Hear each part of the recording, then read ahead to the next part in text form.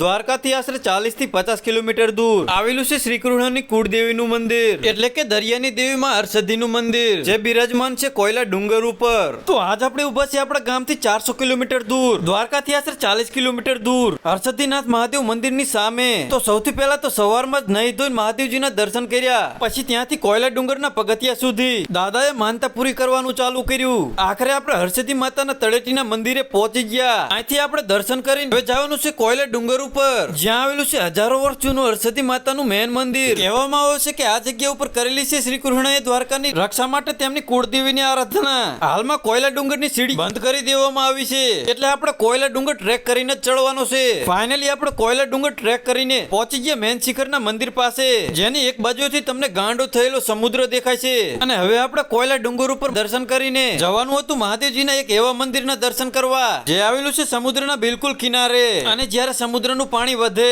ત્યારે આ મંદિર સમુદ્રની અંદર હોય છે.